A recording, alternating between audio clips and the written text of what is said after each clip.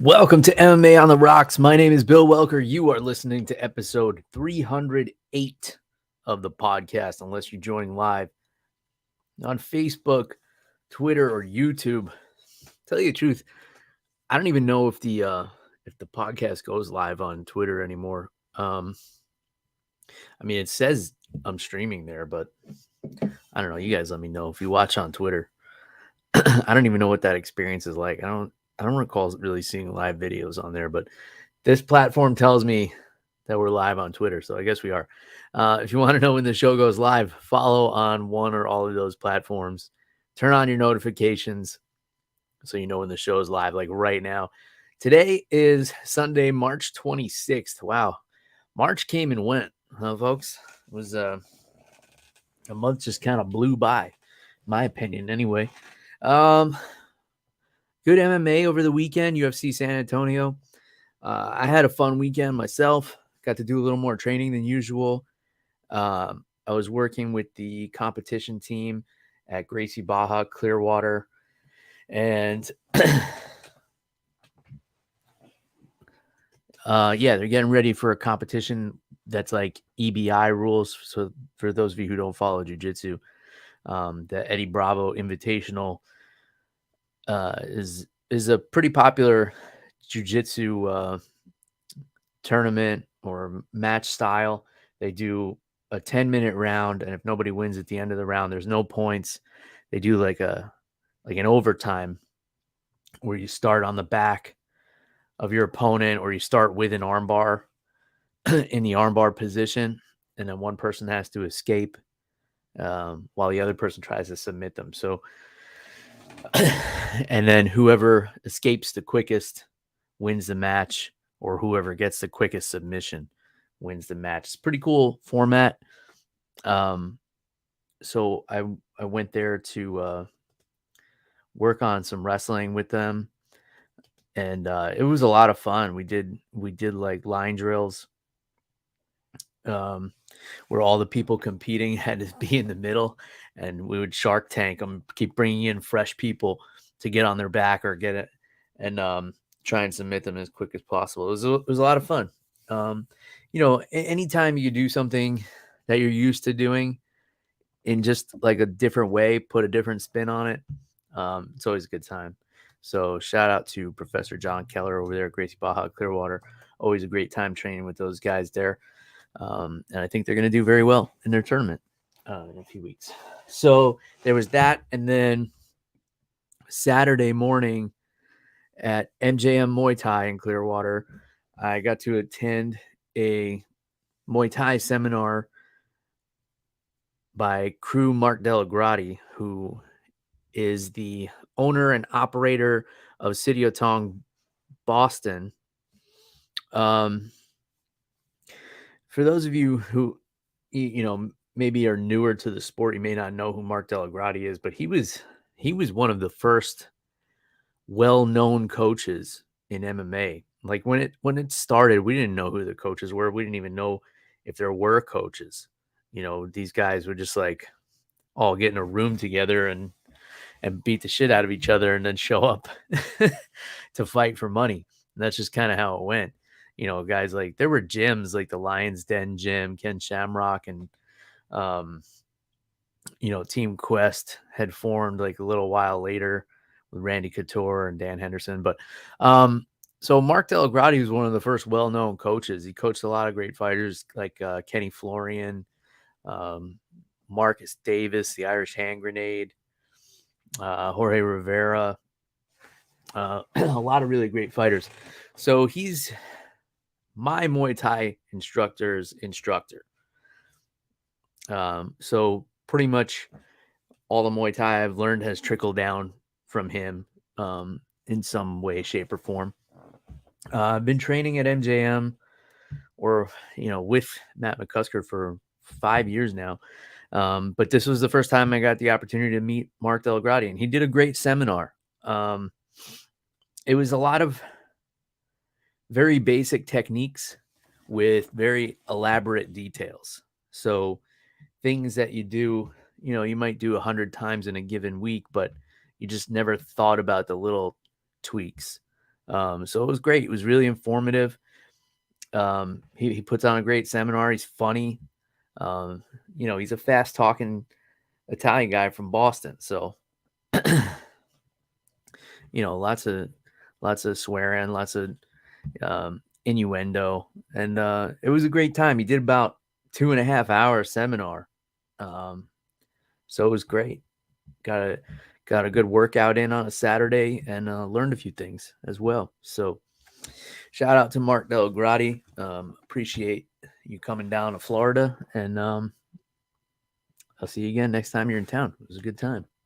So there was that. Let's see what else went on yesterday. What else did I get into? That was pretty much it. My daughter went to some event at her gymnastics gym, so the wife and I got to sneak away for a couple hours, go out to dinner. That was nice, and then I came home to watch fights. So let's get into that, shall we? How about that judging in Texas, folks? It was something else. We'll get into it a few times here. Some really bizarre split decisions in Texas going on. Now, Texas has always been notorious for kind of wonky judging. I can't think of any specific examples, and I probably could have researched it, but if memory serves, we always have a hard time with the athletic commissions in Texas. But the main event, which should have been a clear-cut victory for Cory Sandhagen, wound up being a split decision. A lot of people I talked to thought Sandhagen won all 5 rounds. I gave Chito Vera, I think, the 4th. But it was a good fight. And look, before I rip the judges too much, rounds 3, 4, and 5 were all fairly close, I would say. I didn't see anything personally that could justify giving Chito either 3 or 5. But it's not like Sandhagen dominated those rounds like he did 1 and 2. Like 1 and 2 were the clearest cut rounds of the fight, which is probably why we need more like, I don't know what the solution is for the judging. Maybe half points, because they weren't 10-8 rounds, but like it's hard to call the first and second rounds 10-9 and then call any of the last 3 rounds 10-9, like give it the same score, because there's a clear difference between how dominant the first 2 rounds were to how close the last 3 rounds were. So I don't know. Maybe it should have been like the first 2 rounds 10-8.5. Something like that. I don't know. I don't know what the solution is. Maybe be a little more liberal with the 10-8 rounds. But okay, here's the interesting thing too. So Dan Miragliotta was the referee in this fight, and he was also a judge for the Maycee Barber fight. And I'm just learning this in real time because I see that he was the referee in there. So all the controversy seemed to circle around fights that involved Dan Miragliotta in some way, shape, or form. I'm not telling you what to do with that information. I'm just sharing it with you. So I thought Cory Sandhagen looked good, man. His game plan, he said, he knows Chito is a slow starter, which he is. Chito always has a long feeling out process, kind of takes fights with a Thai style mentality, kind of takes the first round off and downloads his opponents. We know that about him. So Sandhagen said, I'm going to come out strong and I'm just going to stay a step ahead of him. And that's exactly what he did. Those first 2 rounds, he looked great. I think that was the best his wrestling has ever looked. His striking was super sharp. Let's see. Chito landed some good shots, though. There was one point he landed like a really stiff punch on Sandhagen, and then there was another time they were up against the cage. Chito's back was against the cage, and he landed a really nice elbow, like right on the side of the head of Sandhagen. And it was hard to see, but if you look closely, you could see it opened up a pretty big gash on the side of Sandhagen's head. I think that was in the fourth or the fifth round, but there was just something off about Chito last night. He was not the same fighter we're used to, and he said that he prepared well and he had a good training camp and he has no excuses, which is great. That's the honorable thing to say. But he just looked a little flat. And then when he was in the corner with Jason Perillo, he was kind of harping on those first two rounds. He's like, oh, I really fucked up in those rounds. And he was like beating himself up about it instead of kind of hitting reset in the corner and refocusing and trying to get out there. At one point, Jason Perillo even asked him, he's like, are you okay? Because you don't seem like yourself out there. So who knows? It could just be a case of like, sometimes a guy is just tougher or stronger or better at something that you weren't expecting. You know, maybe he wasn't expecting Sandhagen to be so strong in the wrestling and in the grappling, and he wasn't expecting him to be able to hold him down. And that could be really deflating.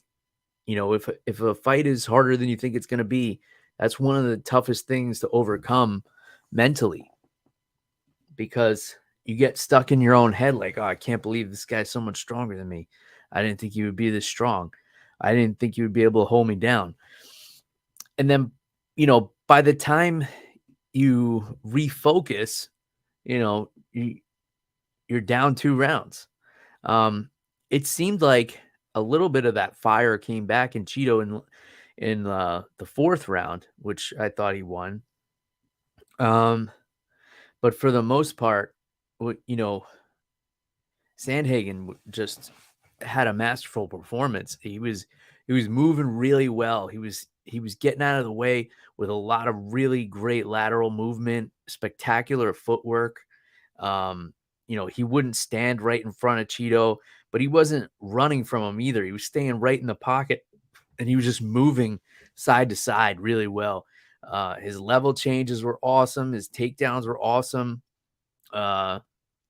Good, solid ground control. He did a great job. It should have been a clear victory. It was a split decision.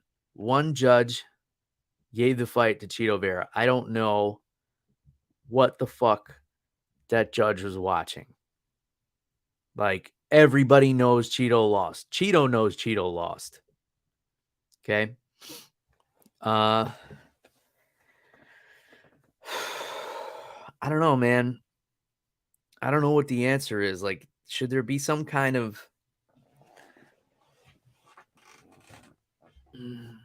And I like to be easy on the judges because, like I told you guys, I've judged fights before.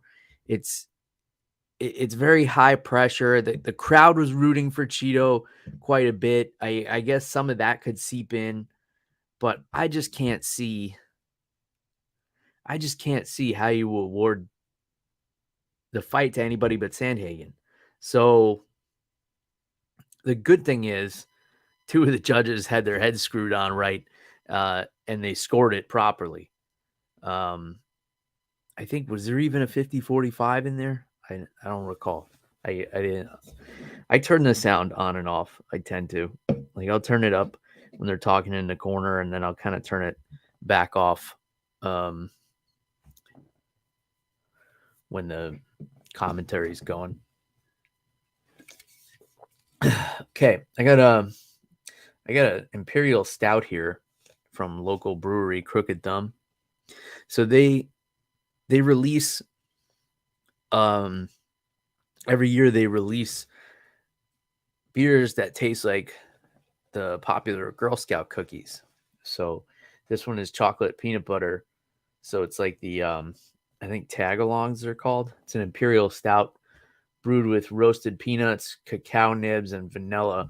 And you guys know I don't have a huge sweet tooth. Like, I wouldn't actually prefer to eat Girl Scout cookies. I would rather drink beer that tastes like Girl Scout cookies. And it's very subtle. It's a stout, and like the chocolate and peanut butter is kind of like an aftertaste. So it's really nice. And it's a 10.5% alcohol by volume. So, this little dessert beer, I guess you could call it, really packs a punch. But yeah, really great local brewery here in the Tampa Bay area. And, if you're ever in town, stop by and check them out. Or if you live nearby, check them out. But if you live nearby, you're probably already aware of them. Okay, let's get through this here. Holly Holm, one-sided fight against Yana Santos. This was, we saw Holly Holm's wrestling on display here, which is something, she does have in the back pocket. And Santos was just lost in the grappling exchanges. It was like she was hardly even attempting to stop the takedowns of Holly Holm. She had her hips in the wrong place. It seemed like she was just really out of her element. So Holly was able to take her down pretty much at will. And then, we didn't get, I was looking forward to a good stand-up fight, kickboxing against boxing here. And Holly Holm has great kicks as well, but we didn't get that. We saw, Holly Holm did what she had to do to win. And I think a couple of the judges even gave her a 10-8 round in there at some point. So yeah, great performance from Holly Holm. Nate Landwehr, rear naked choke submission over Austin Lingo. This guy's a wild man. He's just like a lunatic. He's fun to watch. Gets Lingo to the ground, submission before position on this one. So when you started out in jiu-jitsu, they'll always tell you to control the position before you start looking for a submission. And then as you kind of advance, it's a good rule of thumb when you're starting out, for sure, because you need to get comfortable controlling all the different positions and, where to be to set things up. He just snatched up Austin Lingo's neck and then worried about getting his hooks in after. Looked like he had a tight squeeze. He had the modified grip, which I'm a big fan of. So typical rear naked choke is when you grab the bicep and then the back of your hand goes behind the head of your opponent. I prefer, especially for MMA, the modified grip. And even in jiu-jitsu too. I think I'm in the minority here, but the modified grip is one arm across the neck, obviously, because it's a choke. The other arm, you grip that hand, and then your forearm goes along the shoulder blade of your opponent. So for me, I find it hides the hands a little bit better, so it's harder to defend. Some people find they can't get as tight of a squeeze, and it's usually because their elbow is flared out a little bit when it really has to be in line with the shoulder blade to put the right amount of pressure. And you kind of pry against the back to get more pressure on it. And also it's hard to get that hand behind the head with the 4-ounce gloves on. So the modified grip makes that a little bit easier of a finish. But great performance by Nate Landwehr. I forget who he called out at the end. Was it Alex Caceres? I think he called out Alex Caceres. Whatever he said, I immediately thought like, oh, that would be a good fight. And let's say it was Alex Caceres. All right. Maycee Barber over Andrea Lee here. So full disclosure, I heard about the fact that people were not happy with the decision before I saw the fight. And I also had an idea that Maycee Barber had won the decision before I watched it. Because I was up late watching these fights last night. Of course, the start time was perfect for me normally, but since I went out with the wife last night, I started the fights late, and there were a lot of decisions. So I watched the last 3 fights, Landwehr, Holm, and Sandhagen, and then I started the card from the beginning, and by the time I got to the Maycee Barber fight, I was shot. I was ready for bed. So I did have a couple of spoilers when I watched it. So I was watching it with the idea that it was a bad decision.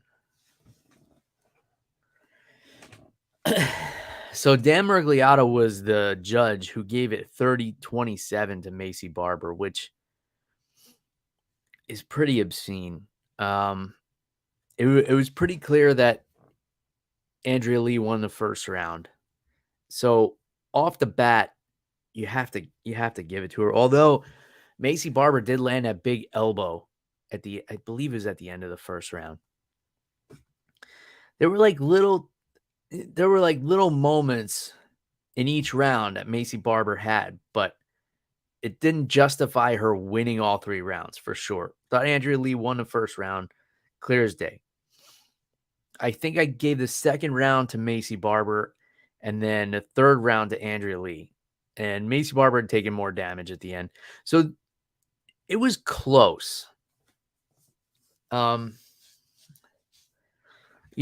I thought Andrea Lee won, but I wouldn't say it was a robbery. I think, different people saw different things. Maybe certain judges don't weigh the takedowns as heavily. Whatever the case, there's going to be little discrepancies here and there. But yeah, 30-27 for Maycee Barber was pretty bad. That was like, I don't understand how you come to that conclusion unless there's some kind of bias there. And we've seen bias from Dan Miragliotta in the past. Like, he's one of the refs who wears his emotions on his sleeve. When he doesn't like a fighter, you know it. Like when he would referee Michael Venom Page's fights in Bellator, you knew he was just like disgusted with the guy. So I don't know if there's some kind of bias for Maycee Barber here. I certainly don't want to make any accusations, but I'm just saying, like, think about it. Just think about it. In any case, it was a good fight. It was very back and forth. Albert Duraev smothered Chidi and Njokuani. Took him down in the first round and pretty much drained his gas tank there. And, Chidi's so explosive, but, he was playing behind the 8 ball after that first round. He just didn't have a lot left in the tank. Daniel Pineda, really nice guillotine finish over Tucker Lutz. Had him up against the fence, grabbed the front headlock, snatched that really tight guillotine, and then sat back to his butt. Did a great job of crunching down into the guillotine, because a lot of times what we see in MMA especially is guys get the guillotine and they lean back and try and pull their arms, which actually creates more space and it makes the choke looser. So to tighten up that choke, you have to crunch down. You have to bring your head towards your hand, and that actually reduces the amount of space that they have inside that choke. So it was super tight, super technical. Got the tap from Tucker, and great performance from Daniel Pineda, who I believe was fighting in his home state, I want to say. Let's see. I'll look that up for you guys real quick. All right, yeah, he's from Houston. Okay, so hometown boy getting it done. Guillotine finish, very nice. Lucas Alexander, unanimous decision over Steven Peterson. I don't actually recall that fight. Trevin Giles and Preston Parsons. This was a good fight. Very back and forth. Trevin Giles had to dig deep for this one. Preston Parsons, though, he had some fight in him right up until the end. Another split decision. I don't recall thinking it was that close. I thought Trevin Giles had won it pretty clearly, but I'd have to watch it again to tell you for sure. Here was the comeback of the night. CJ Vergara against Daniel Da Silva. Da Silva just beat Vergara pillar to post in the first round, a clear 10-8 round. There were probably like a lot of coulda, woulda, shoulda been 10-8 rounds on this card, but this was a definite 10-8 round. He almost had him unconscious. Great job by Jason Herzog letting Vergara stay in the fight. I know I was on Herzog's back a few weeks ago for that standing up Valentina Shevchenko and Alexa Grasso, but I still do believe that Jason Herzog is the best referee in the business, and it showed in this fight for sure. So Daniel Silva, lots of explosive strikes, very impressive, similar to like a Michel Pereira. And then once he can't put the opponent away, it's like, that's it. He throws everything he's got into every strike. It's pretty cool to watch. But he gassed out. CJ Vergara hung in there. Another Texas boy, I believe. And comes back to get the TKO at the end of the second round. It was an awesome comeback because he was almost knocked out, I want to say 2 or 3 times in that first round. And at one point, I think he was out on his feet. But great cardio, makes a great chin. He was able to hang in there and come back and get the TKO. So that was an awesome fight from both guys. It was impressive from Daniel Da Silva. I kind of admire, it's not a great game plan, but I kind of admire guys who just go for broke. Like they come out just swinging for the fences. Like, let's get this highlight reel right now. And it didn't pay off for him. Because Vergara is a tough dude, and it's not going to pay off for him when he, climbs his way up the ranks either. So there's that. Okay, Victor Altamirano, unanimous decision over Vinicius Salvador. Solid card. Lot of decisions. So it was, even though there was only 10 fights, this card was long. I remember as I was trying to rewatch these fights last night, I was like, man, it's getting late. And I know I still have a couple of fights left. So didn't get through all of them last night, but I came back this afternoon, caught a couple more. Let's see. 1, 2, 3, 4, 5, 6, 7 decisions. One of them 5-round fight. So yeah, it's a long time to be watching MMA. So a fight that didn't happen, which the fighters weighed in, was Manel Kape and Alex Perez. And supposedly what happened was they weighed in. Manel Kape put his hands on Perez at the weigh-ins, grabbed him by the head, which is a big no-no. We've seen fights have to get called off because of dumb shit like this. Who was it that got whiplash because they got shoved at the weigh-in? I want to say, was it Jeremy Stevens? I don't know, but why do guys have to do this dumb shit? Anyway, both guys weighed in. They both made weight. They go to the arena. They're warming up. And during his warm-up, Alex Perez had a seizure. And obviously, they couldn't let him fight. So he gets medical attention. He gets an IV. They had to, check his hydration levels, check his electrolytes. Everything seemed good, but they got to bring him for testing and stuff. Kind of a no-brainer, even in Texas, where the athletic commission seems like they have their heads up their asses most of the time.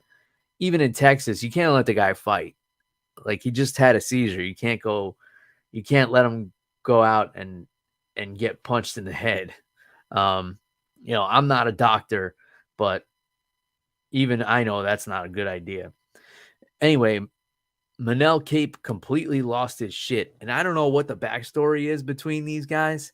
I know Manel was mad at him for something at the weigh-ins, and he was really looking forward to fighting this guy. But I'm just gonna read you the tweet from Manel Kape.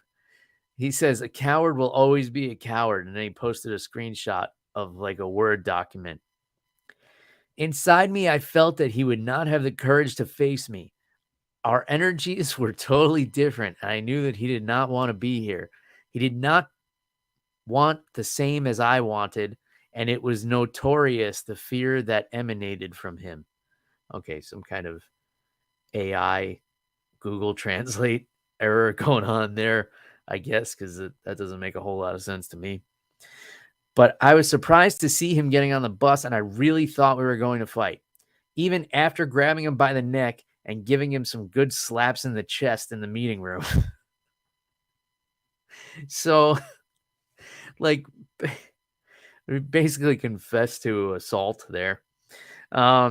We arrived at the arena, warmed up, turned on my hands, and only 3 fights left for us to fight. He just gave up. Your DNA is an abomination. All right. I think Manel Kape, like, your opponent had a seizure. Like, he obviously had a medical condition that needed to be attended to. I think you're a shitbag of a human being for calling him a coward. You know, I know there's bad blood and whatever else, but like, obviously the guy was not physically, like, do you want to actually fight a guy who just had a seizure? Because that kind of makes you a coward, in my opinion. All that being said, I think saying your DNA is an abomination is such an awesome insult. I don't think I've ever heard that one before. And he goes on to say, unlike you, my DNA is from fearless warriors coming from Queen. I don't want to pronounce this because so a queen, some kind of royalty in his DNA. I kill by the sword and I die by the sword inside the, and it goes on, inside the battlefield. You coward. Cowards die several times before their death. And then he goes on to quote tweet Alex Perez apologizing to his fans for not making it to the fight and saying it was because he had a seizure during his warm-up. And Manel Kape says, the cause was that you were scared. And when you are scared, your whole body trembles and your reactions are rigid and you lose control of your body. You're not a man because a man dies like a man. All right. Take the AI translator out of it that makes it like kind of fumbly and hilarious. This is a pretty shitty thing here. You know, the guy has a seizure and then he has you calling him a coward. Like, he was not, there's no possible way he was getting in the octagon after having a seizure. There's no doctor who would clear him to do that. And even if they would, what kind of man are you that wants to beat up a guy who just had a seizure? I think that's a reasonable question. So, yeah, man, I know you're upset because you didn't get to fight. And I believe he's had issues with, like, you know, past opponents pulling out at the last minute and things like that. But come on, dude, don't act like a shithead. Like, the guy had a seizure. Even if you're pissed off, just keep it to yourself. You know, that's the kind of thing you say to your training partners or your buddies or your family that's there with you. Like, oh yeah, you probably just didn't want to fight me, right? And like, don't go and say that publicly and show your true colors. Although now it's like, now we know, you know, kind of a shitty human. So there's that. Let's see. UFC 287 is coming up April 8th, but we have a week off before this card. So I'll take more time to break this one down next week. because otherwise I won't have anything to talk about next week, to tell you the truth. But looking at this card, I am super excited for it. Alex Pereira and Israel Adesanya, it's like, this is like the the quintology. Is that the word when they fight 4 times? Quintology? Trilogy, quintology? I don't know. This is 4th time they're fighting. Nobody asked for this. I don't think Israel Adesanya even asked for this. And Alex Pereira was like, I don't want to fight him again, but he did me the favor of giving me a title shot. So if he wants, I'll do it. And then Adesanya is like, oh, if you want to give me a title shot. Yeah. That's pretty much verbatim how this fight came together. It is interesting, but I'm going to wait till next week to try and talk myself up and actually get hyped for it. Gilbert Burns, Jorge Masvidal, Rob Font, Adrian Yanez. We'll go into these in greater detail next week. Kevin Holland, Santiago Ponzinibbio, Raul Rosas Jr., the kid wonder, is getting in there against 8-1 Christian Rodriguez. Action man Chris Curtis, I feel like he's been fighting every other week pretty much. Getting in there with Kelvin Gastelum, Michael Chiesa, and Jingliang Li. This is a fucking awesome card. It really is. Yeah, so that's that. Cowboy Cerrone inducted to the UFC Hall of Fame last night. That's a big deal.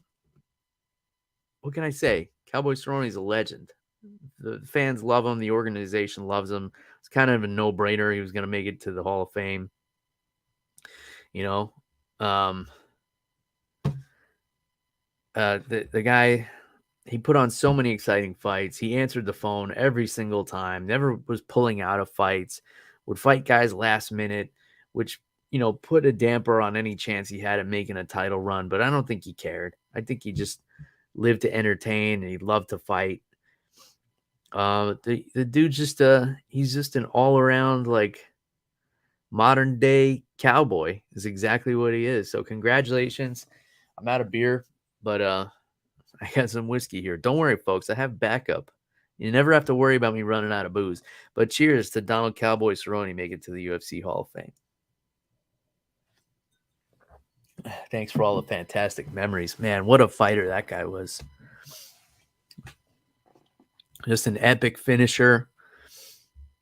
Always an entertaining fight. I can't remember a boring Cowboy Cerrone fight. Can you?